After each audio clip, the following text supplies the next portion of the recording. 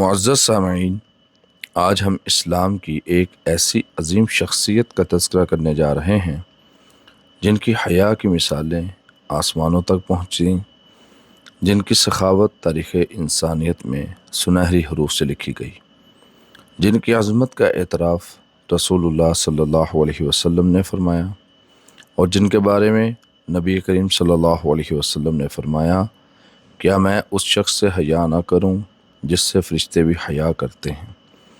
یہ عظیم شخصیت جلیل القدر صحابی، خلیفہ راشد، عشرہ مبشرہ کے ایک خاص فرد، خلیفہ ثالث، جامع القرآن، ذو النورین، شہید اسلام، سیدنا عثمان بن عفان رضی اللہ تعالی عنہ ہیں، جو کہ عثمان غنی رضی اللہ تعالی عنہ کے نام سے معروف ہے۔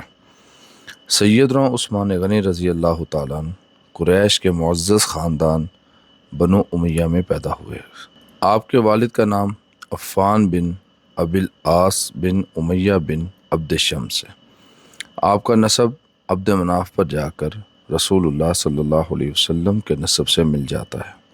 آپ کی والدہ کا نام عروہ بنت قریش تھا، جو رسول اللہ صلی اللہ علیہ وسلم کی پھوپھی حضرت ام حکیم بیضہ بنت عبد المطلب کی بیٹی تھی۔ اسی طرح آپ کو نبی کریم صلی اللہ علیہ وسلم کے ساتھ قریبی خاندانی نسبت بھی حاصل تھی۔ زمانہ جاہلیت میں بھی آپ اپنی شرافت، سچائی، دیانتداری اور پاکیزہ کردار کی وجہ سے مشہور تھے۔ آپ نے کبھی شراب کو ہاتھ نہیں لگایا، کبھی زنا کے قریب تک نہیں گئے، کبھی کسی بت کے سامنے سجدہ نہیں کیا، اور ہمیشہ بلند اخلاق کے مالک رہے۔ جب رسول اللہ صلی اللہ علیہ وسلم نے نبوت کا اعلان فرمایا تو سب سے پہلے اسلام قبول کرنے والوں میں سیدنا عثمان رضی اللہ تعالیٰ عنہ بھی شامل تھے۔ سیدنا ابوبکر صدیق رضی اللہ تعالیٰ عنہ نے انہیں اسلام کی دعوت دی۔ انہوں نے بغیر کسی ہچکچاہٹ کے کلمہ پڑھ لیا۔ اسلام قبول کرنا آسان نہ تھا۔ خاندان اور قبیلے کی مخالفت شروع ہو گئی۔ چچا نے زنجیروں میں باندھ دیا، دھوپ میں کھڑا کیا، تکلیفیں دی، لیکن عثمان رضی اللہ تعالیٰ عنہ نے فرمایا، اللہ کی قسم میں اسلام کو کبھی نہیں چھوڑ سکتا۔ یہی استقامت بعد میں پوری امت کے لیے نمونہ بنی۔ سیدنا عثمان رضی اللہ تعالیٰ عنہ ان 10 صحابہ میں شامل ہیں جنہیں دنیا ہی میں جنت کی خوشخبری دی گئی۔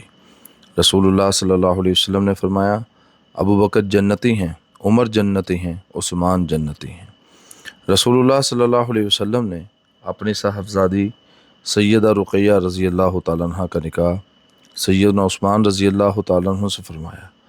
بعد ازاں جب سیدہ رقیہ رضی اللہ تعالیٰ عنہ کا انتقال ہو گیا تو نبی کریم صلی اللہ علیہ وسلم نے اپنی دوسری صاحبزادی سیدہ ام کلثوم رضی اللہ تعالیٰ عنہ کا نکاح بھی سیدنا عثمان رضی اللہ عنہ سے کر دیا۔ دنیا کی تاریخ میں یہ اعزاز کسی اور کو حاصل نہیں ہوا کہ ایک نبی کی 2 بیٹیوں سے نکاح کا شرف ملا ہو۔ اسی وجہ سے آپ کو ذو النورین یعنی 2 نوروں والا کہا جاتا ہے۔ جب مکہ مکرمہ میں ظلم بڑھ گیا تو رسول اللہ صلی اللہ علیہ وسلم نے مسلمانوں کو حبشہ ہجرت کی اجازت دی۔ سیدنا عثمان رضی اللہ تعالیٰ عنہ اپنی اہلیہ سیدہ رقیہ رضی اللہ تعالیٰ عنہ کے ساتھ حبشہ ہجرت کرنے والوں میں شامل تھے۔ رسول اللہ صلی اللہ علیہ وسلم نے فرمایا، لوط علیہ السلام کے بعد عثمان پہلے شخص ہیں جنہوں نے اپنے اہل خانہ کے ساتھ اللہ کی راہ میں ہجرت کی۔ بعد ازاں مدینہ منورہ ہجرت کا حکم ہوا تو آپ رضی اللہ تعالیٰ عنہ مدینہ تشریف لے گئے۔ وہاں آپ نے تجارت شروع کی۔ اللہ تعالیٰ نے آپ کے کاروبار میں اتنی برکت دی کہ آپ مدینہ کے بڑے تاجروں میں شمار ہونے لگے۔ لیکن دولت جمع کرنا ان کا مقصد نہ تھا، بلکہ اللہ کی رضا حاصل کرنا مقصد تھا۔ مدینہ میں میٹھے پانی کی شدید قلت تھی۔ ایک یہودی کے کنویں بیر روما سے لوگ مہنگے داموں پانی خریدتے تھے۔ رسول اللہ صلی اللہ علیہ وسلم نے فرمایا، کون ہے جو یہ کنواں خرید کر مسلمانوں کے لیے وقف کرے اور جنت کا مستحق بنے؟ سیدنا عثمان رضی اللہ تعالیٰ عنہ نے فوراً آگے بڑھے اور کنواں خرید کر اللہ کی راہ میں وقف کر دیا۔ آج بھی اس کنویں کا ذکر تاریخ اسلام کے عظیم ترین صدقات میں کیا جاتا ہے۔ جب مسجد نبوی تنگ ہو گئی تو آپ رضی اللہ عنہ نے اپنی ذاتی رقم سے زمین خرید کر مسجد کے لیے وقف کی۔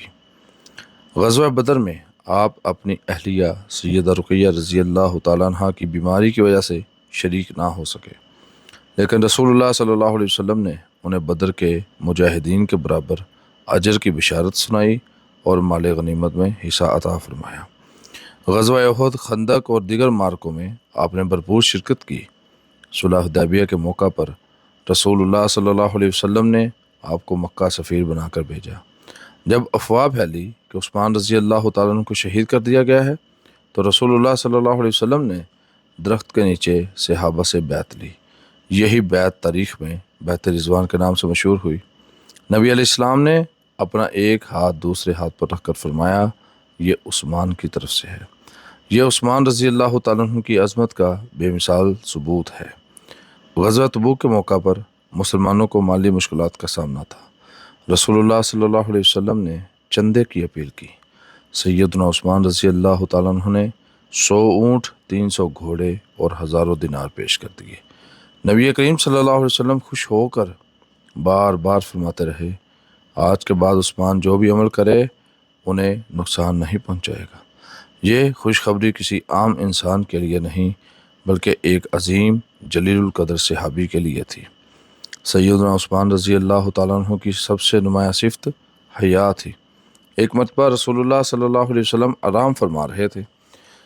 سیدنا ابوبکر صدیق اور سیدنا عمر فاروق رضی اللہ تعالیٰ عنہ آئے۔ آپ اسی حالت میں رہے۔ جب عثمان رضی اللہ تعالیٰ عنہ آنے لگے تو آپ نے اپنے کپڑے درست فرمائے۔ بعد میں پوچھا گیا تو فرمایا، کیا میں اس شخص سے حیا نہ کروں جس سے فرشتے بھی حیا کرتے ہیں؟ آج ہماری زندگیوں میں حیا کمزور ہوتی جا رہی ہے، جبکہ عثمان رضی اللہ تعالیٰ عنہ کی پوری زندگی حیا کا عملی نمونہ تھی۔ 24 ہجری میں سیدنا عمر فاروق رضی اللہ تعالیٰ عنہ کی شہادت کے بعد مسلمانوں نے سیدنا عثمان رضی اللہ تعالیٰ عنہ کو خلیفہ منتخب کیا۔ یہ انتخاب کسی خاندانی بنیاد پر نہیں بلکہ جلیل القدر صحابہ کرام کے مشورے اور مسلمانوں کی بیعت سے ہوا۔ آپ 12 سال تک خلیفہ رہے۔ یہ دور فتوحات، خوشحالی اور استحکام کا دور تھا۔ حضرت عثمان رضی اللہ تعالیٰ عنہ کے دور میں اسلامی سلطنت وسیع ہوئی، مسلمانوں کی معیشت مضبوط ہوئی، فتوحات کا سلسلہ جاری رہا۔ حضرت عثمان رضی اللہ عنہ کے دور میں آرمینیا فتح ہوا، آذربائیجان فتح ہوا، خراسان میں فتوحات ہوئیں، شمالی افریقہ کے بڑے علاقے فتح ہوئے، قبرص فتح ہوا، پہلی اسلامی بحری طاقت قائم ہوئی۔ سیدنا عثمان رضی اللہ عنہ کے دور میں حضرت معاویہ رضی اللہ تعالیٰ عنہ نے بحری بیڑا تیار کیا۔ یہ اسلامی تاریخ کا عظیم کارنامہ تھا، اور سیدنا معاویہ رضی اللہ تعالیٰ عنہ نبی علیہ السلام کی اس بشارت کے مستحق قرار پائے جس میں آپ نے فرمایا، میری امت کا وہ گروہ جو پہلا بحری جہاد کرے گا وہ اللہ کی جنت کا مہمان ہوگا۔ دنیا کائنات کے راز بھی مل کر کسی کو نبی کی دی ہوئی بشارت سے محروم نہیں کر سکتے۔ سیدنا عثمان رضی اللہ تعالیٰ عنہ کے دور میں اسلام دور دراز علاقوں تک پھیل چکا تھا۔ مختلف لہجوں کی وجہ سے قرآن کی قرأت میں اختلاف سامنے آنے لگے۔ حضرت حذیفہ بن یمان رضی اللہ تعالیٰ عنہ نے اس خطرے کی نشاندہی کی۔ تب سیدنا عثمان رضی اللہ عنہ نے حضرت زید بن ثابت رضی اللہ تعالیٰ عنہ کی سربراہی میں کمیٹی بنائی۔ آپ رضی اللہ تعالیٰ عنہ نے صحابہ کی مشاورت سے قرآن مجید کو ایک مصحف پر جمع کروایا اور قرآن کو قریش کی لغت کے مطابق مرتب کروایا۔ اس کے نقول مختلف علاقوں میں بھیج دیے۔ اسی وجہ سے آپ کو جامع القرآن بھی کہا جاتا ہے۔ آج دنیا بھر میں جو قرآن پڑھا جاتا ہے وہ اسی عظیم خدمت کا نتیجہ ہے۔ اسی وجہ سے آج پوری دنیا میں قرآن ایک ہی متن کے ساتھ محفوظ ہے۔ یہ سیدنا عثمان رضی اللہ تعالیٰ عنہ کا ایسا کارنامہ ہے جس کا اجر قیامت تک جاری رہے گا۔ سیدنا عثمان رضی اللہ تعالیٰ عنہ دن میں روزہ رکھتے اور راتوں کو قیام کرتے، قرآن کریم کی کثرت سے تلاوت فرماتے، یتیموں، مسکینوں اور بیواؤں کی مدد کرتے۔ ہر جمعہ ایک غلام آزاد کرنا آپ کا معمول تھا۔ خلافت کے آخری دور میں چند فتنوں نے سر اٹھانا شروع کیا۔ یہ وہ وقت تھا جب اسلام وسیع ہو چکا تھا، نئے نئے لوگ اسلام میں داخل ہو رہے تھے، مختلف قومیں اسلامی حکومت کے ماتحت آ چکی تھیں۔ دشمنان اسلام نے اندرونی انتشار پیدا کرنے کی کوشش شروع کر دی۔ تاریخی روایات کے مطابق ایک شخص عبداللہ بن سبا نے مختلف علاقوں میں فتنہ انگیزی شروع کی اس نے حضرت عثمان رضی اللہ عنہ کے خلاف پروپیگنڈا کیا، مختلف شہروں میں بغاوت کو ہوا دی، لوگوں کو حکمرانوں کے خلاف بھڑکایا، جھوٹے خطوط اور افواہیں پھیلائیں۔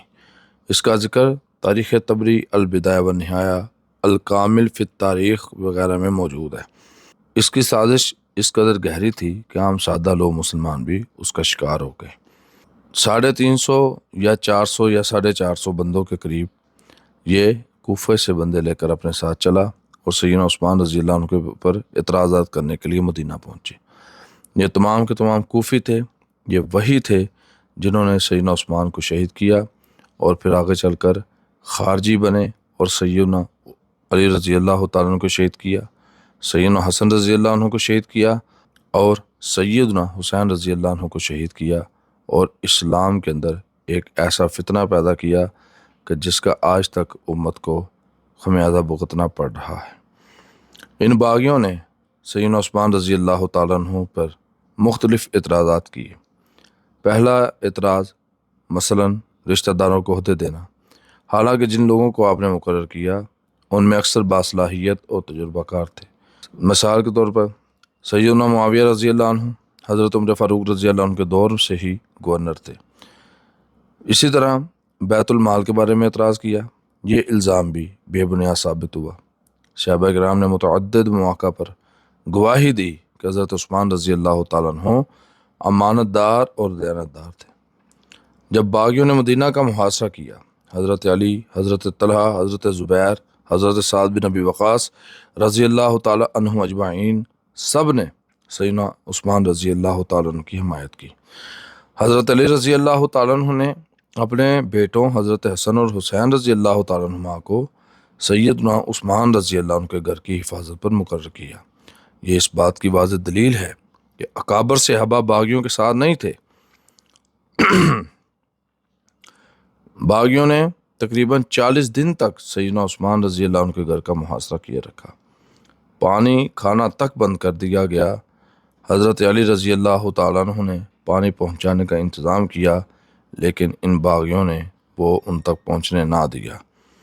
صحابہ کرام باغیوں سے لڑنا چاہتے تھے، لیکن سیدنا عثمان رضی اللہ تعالیٰ عنہ نے فرمایا، میں اپنی وجہ سے مسلمانوں کا خون بہانا پسند نہیں کرتا۔ آپ چاہتے تو ہزاروں صحابہ آپ کی حفاظت کے لیے لڑتے، مگر آپ نے امت کے اتحاد کو ترجیح دی۔ رسول اللہ صلی اللہ علیہ وسلم نے پہلے ہی آپ کی شہادت کی خبر دے دی تھی۔ آپ صلی اللہ علیہ وسلم نے فرمایا، اے عثمان، اللہ تمہیں خلافت کی قمیض پہنائے گا، اگر لوگ اسے اتارنا چاہیں تو مت اتارنا۔ چنانچہ جب باغیوں نے استعفیٰ کا مطالبہ کیا تو آپ رضی اللہ تعالیٰ عنہ نے انکار کر دیا، کیونکہ یہ رسول اللہ صلی اللہ علیہ وسلم کی وصیت تھی۔ 35 ہجری میں باغیوں نے آپ کے گھر کا محاصرہ کر لیا، کھانا اور پانی بند کر دیا۔ 18 ذوالحجہ کو 35 ہجری باغیوں نے گھر میں گھس کر حملہ کیا۔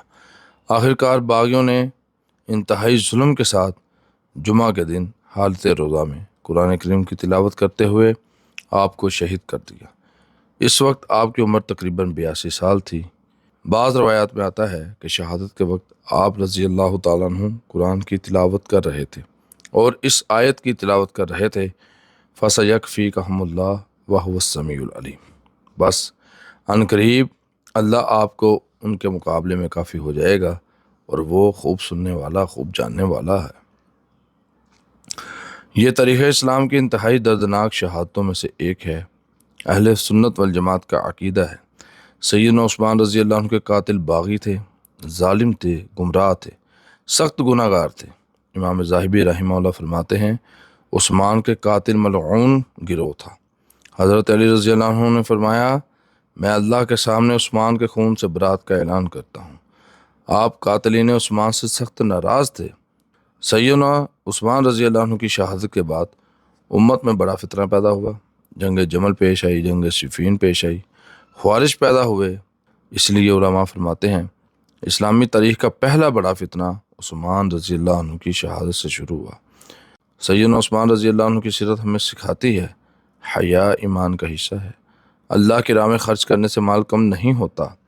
قرآن سے تعلق مضبوط ہونا چاہیے، فتنوں کے وقت صبر اختیار کرنا چاہیے، مسلمانوں کی وحدت کو ہر حال میں مقیم رکھنا چاہیے۔ اقتدار نہیں بلکہ اللہ کی رضا اصل مقصد ہونی چاہیے۔ میرے محترم سامعین، سیدنا عثمان رضی اللہ تعالیٰ عنہ کی زندگی ایمان، حیا، سخاوت، صبر، عبادت اور قربانی کا روشن مینار ہے۔